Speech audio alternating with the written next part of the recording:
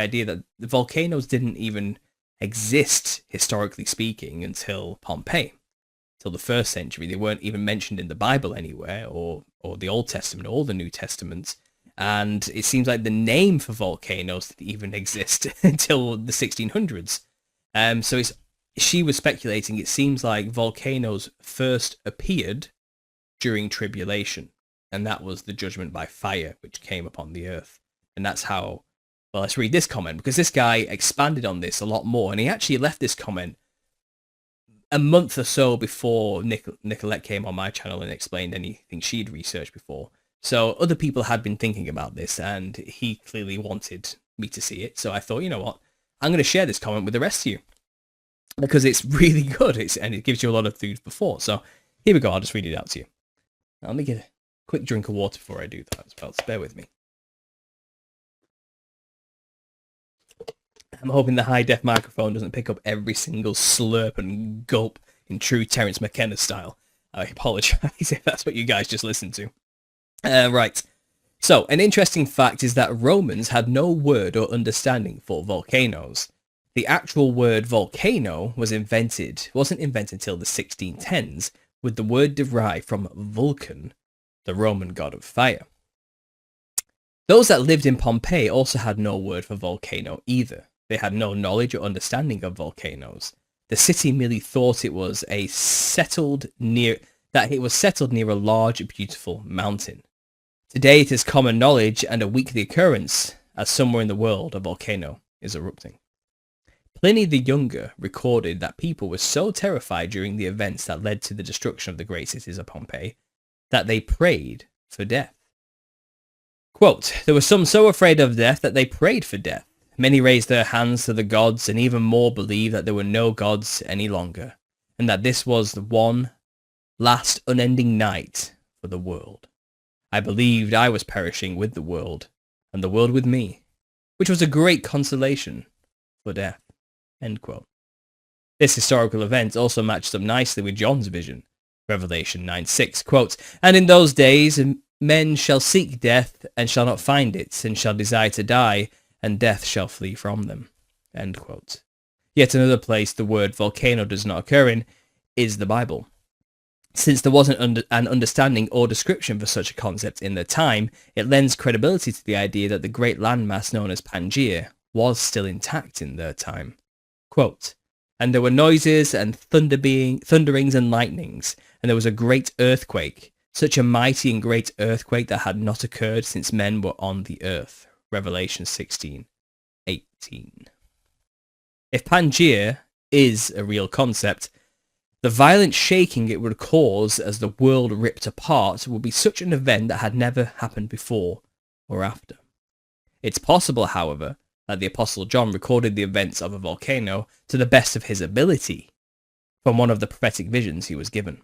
In Revelation 9, it says, quote, 16, and the number of the army of the horsemen were 200,000, and I heard the number of them. And thus I saw the horses in the vision, and them that sat on them, having breastplates of fire, and of jacinth, and brimstone, and the heads of the horses were the heads of lions, and out of their mouths issued fire and smoke and brimstone.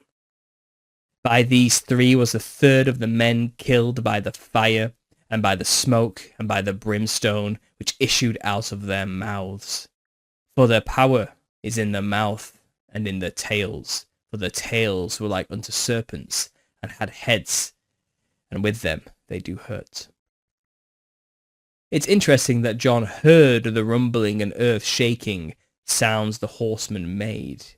He related the sounds and feelings of 200 million horsemen. John specifically mentioned the smoke, fire, and brimstone, as well as the colour of jacinth, which also is the colour of bright fire. The mouth of an active volcano would kill, as well as the many-headed pools of lava that could look like tails or serpents. The old world buildings that appear to have been melted and some buried may have happened during the events of Revelation that caused some of the stars to fall to earth as they emptied out their vast bowls on the earth. These events caused the worldwide empire of Rome to fail. Ground liquefaction swallowed some of them, The toxic hot burning gas filled the air, caused some to melt, while others were pelted and merged with molten rock. Some poor souls caught in the superheated gas-filled air as it burst forth from the earth would have had their skin blistering off where they stood, their eyes melted into their sockets and their tongues appeared to rot out of their mouths.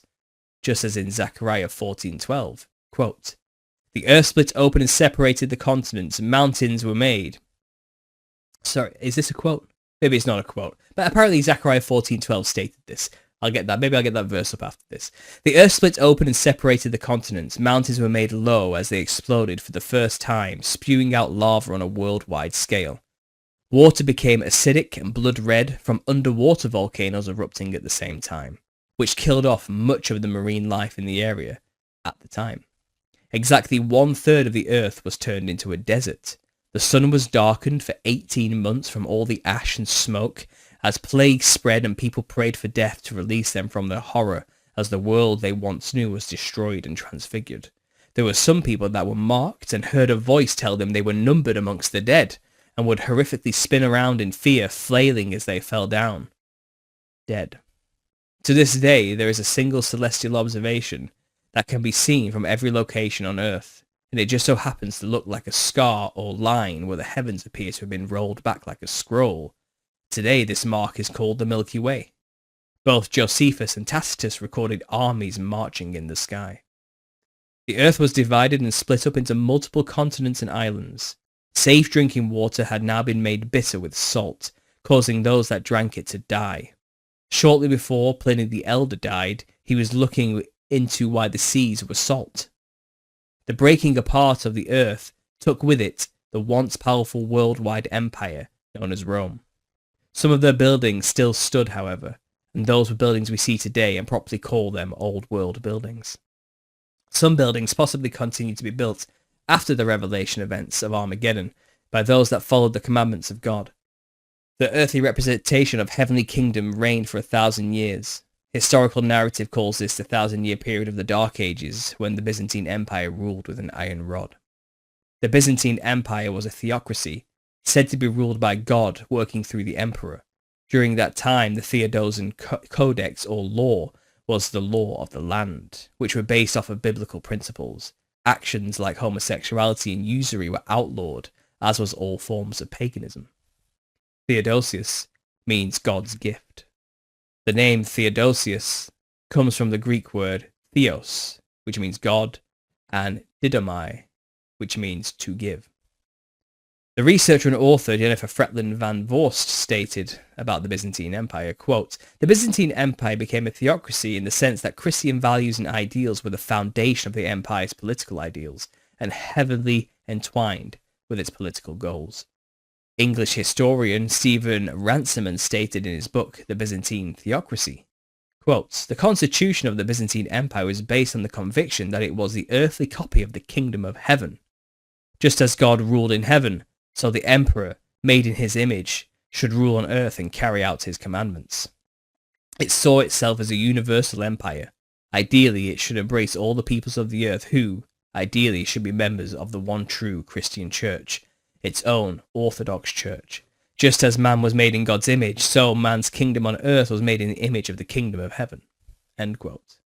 After the 1,000 years were finished, Satan was let loose from his prison, and he went to war with those that kept the commandments. He brought with him a flood of wickedness and deception. The empire in Europe and Asia, known as being the descendants of Japheth, Noah's son, were destroyed and removed from the history books. Those alive, knowing the truth, were possibly institutionalized in asylums. Their young children were taken and put in orphanages and factories as they were indoctrinated into the new world order system. We didn't build the old world buildings, they were found. And given a date of their founding, many were destroyed because they simply should not and could not exist on the worldwide scale that they did. Especially for such new fledgling countries like the America that was coming out of multiple wars and poverty. So I asked if I could use this, and he said yes. So that was a very good summary of basically what went down. Here and there's some interesting things I liked. I liked the description of the volcanoes from Revelation 9 here. And it does seem like they're discussing the mouth of a volcano that spits out fire and brimstone, with multiple trails looking like serpents coming out from it, which is just like a volcano exploding. I thought that was really well stated.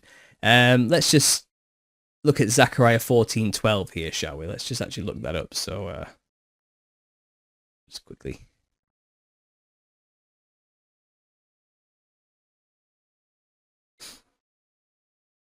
And this shall be the plague wherein the Lord will smite all the people that have fought against Jerusalem. Their flesh shall consume away while they stand upon their feet, and their eyes shall consume away in their holes, and their tongue shall consume away in their mouth. Well, that is absolutely awful. So yeah, the punishment sounds pretty dire, doesn't it, during tribulation? I think people don't truly appreciate or understand just how terrible it would be to live through the time of tribulation. Yeah, for some reason, we live in a time where a lot of Christians seem to be begging for it to come upon the earth, and I wouldn't even wish such a thing on my worst enemy. I don't care if they're sinners or not. I would pray that God would save them from such things, or at least bring them to a point of repentance before it came upon them. It's not pleasant. The tribulation event was not pleasant. And a lot of that research, he says there, lines up a lot with what we have as described happening through the 536 period, the three cataclysms of the first millennia, as we discussed in the Gunnar Heinsohn breakdown. And in 536, they were talking about basically darkness overtook everything for 18 months because volcanoes were going off everywhere, and then a plague came upon everybody. And the historians of the time are describing that in this plague, people are locking themselves in their houses, terrified to answer the knock at the door because people were witnessing demons appear and angels of death appear. And if you see the angel of death or the demon, you're marked and you will die within like 2 days.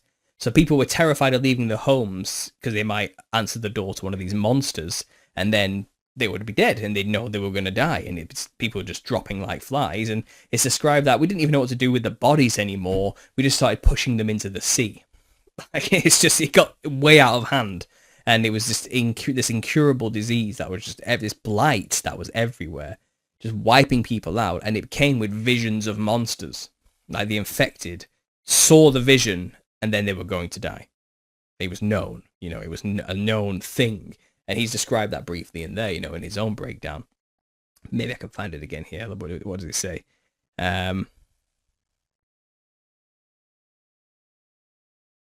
People prayed for death, and it didn't come. And he had the Pliny the Younger's description there of him witnessing these things. This Roman leader of a small region. And he was explaining how, even I wish I would die. This was terrible. This was the worst thing I've ever seen come upon the earth. Like, it's just awful. And he may have been one of the very few survivors. Who knows? It seems like Gunnar Heinsohn predicted, it seems like 90% of the Earth's population was wiped out in that time period. And that's mainstream understanding of history, The Earth was divided and split up into continents and islands. So he's explaining the Pangea concept, that everything was once kind of connected as one kind of circular patch of land with like rivers running through it, and then suddenly it just split apart and became the continents we have today. I'm seeing more and more evidence for that everywhere. Just look at Africa and South America. They look like jigsaw puzzles that fit into each other. And one really interesting piece of information, actually, which I do want to share with you guys while I've got you here. Maybe it's going to be one of the closing pieces of information I share with you before I go over to the members-only live Q&A, which is starting in 7 minutes.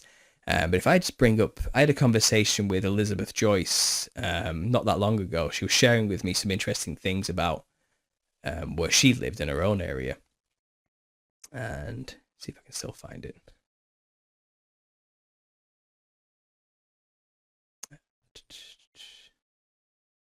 Where would it be? It was a long time ago they had this conversation. Here we go. So I think this is a conversation worth sharing. I'm sure she wouldn't mind me sharing this. Because it's really interesting, and she caught my attention with it, to be honest. So I'll just share the screen with this conversation. And she was explaining to me how Hi, Paul. Praying Keely and the baby are doing well. I want to share my take on some evidence that I believe lends credence to the North America being the land of Canaan. Specifically in New England, we have over 240,000 miles of ancient stone walls. That's officially recognized, and there's much more, that overwhelm the landscape with endless examples of stone serpent effigies, as well as America's Stonehenge that has archaeological evidence of Canaanite presence. A lot of info on that has been in the book America BC by Barry Fell. It deserves a proper presentation. I've been praying for a reason to put it together. I just bought a nice GoPro camera and microphone, so I'm running out of excuses not to make videos. I do think Elizabeth is going to be making her own YouTube channel soon. Maybe we'll find something on this. But she was showing examples of what these things look like. And this is actually a sacrificial table you see here in the middle. Let me just make sure the view you guys have got is decent. I'll just move that across there so you can get the full view of what I'm seeing. But you can see this image here, this one in the center. That's actually where people would have been sacrificed on this slab. And it's terrifying to behold when you think about it. But just look at the way these rocks are stacked. Okay, and this seems like slate. A lot of this is slate to me. And you've got this here, this slate rock, and here as well. It's built in the style where it's earthquake proof. So if it is an earthquake, these will not fall. That's what you have to realize. They're built in a way where they can kind of withstand it. They wobble into each other and lock into place, and they don't actually collapse. So that's why they've lasted so long. And you have to imagine who took the time to build these. Who had the strength and the wherewithal to build these, okay? So I said, we have loads of those, especially in the Lake District of the UK.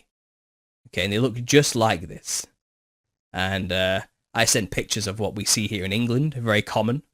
We see this everywhere, all over the place. They're scattered throughout all of our farmlands. They're just everywhere. It's not like just spooling out for miles and miles and miles. You know what I mean? Just going on and on and on over hills and mountains in the middle of nowhere. And it just it's endless. It's honestly endless. And I just think, like, who truly actually had the time to make this? And why are they running through such random places? It's not just farm fields. They're running through forests and going up into the midst of the dense forest, into trees and places where men would not be climbing up to because it's too dangerous. You know what I mean? And for some reason, they're all resting on top of there. And I say, it's in places that seem utterly pointless and extremely difficult to make.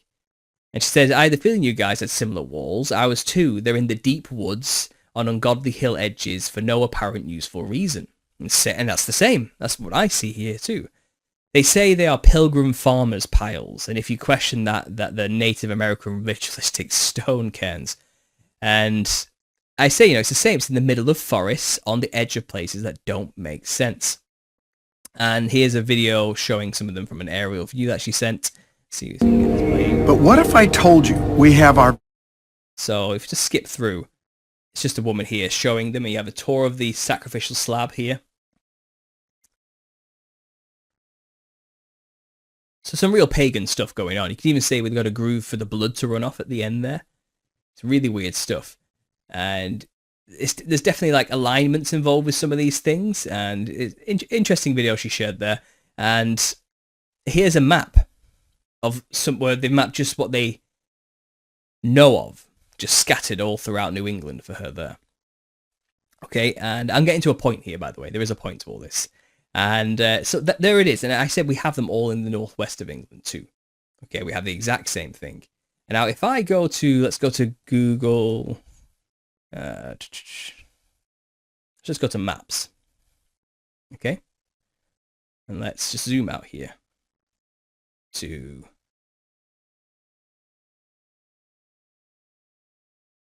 This is what we're told is, so if we can get this, maybe, actually let's get on a, so this is the northwest of the UK, where we have all these, this is the Lake District here. This is a starred area. I like going to the Lake District, and this is where we find quite a lot of these slate things.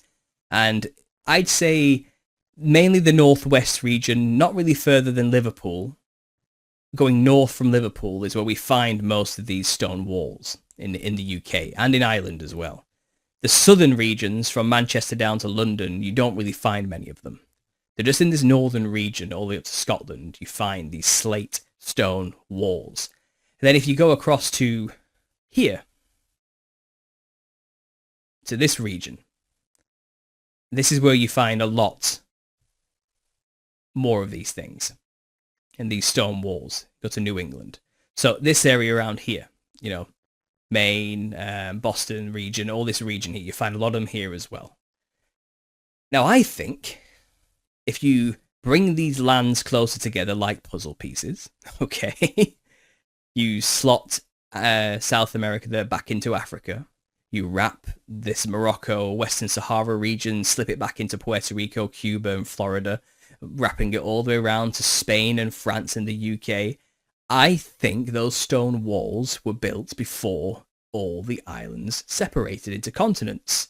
And New England was originally a part of and attached to England, the island of England. And those stone walls, which are made of the exact same style and stone, are in this region and this region because they were built at the same time by the same people when everything was close to each other before the continents split apart from the tribulation event not that long ago, which is why they don't look that old. Old, yes, but not that old. You know what I mean? Like maybe 1,000 years or so, something like that. You know, they've weathered a fair amount, but they haven't collapsed. They've got enough mold and growth on them, you know, but they haven't fully decayed back into dust. They're old, but not that old. So there's my working theory. Like, I think that to explain to Elizabeth, that's what I think I explained to her. That's what I think was going on.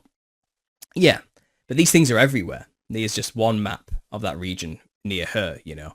And I think New England and Old England perhaps were the same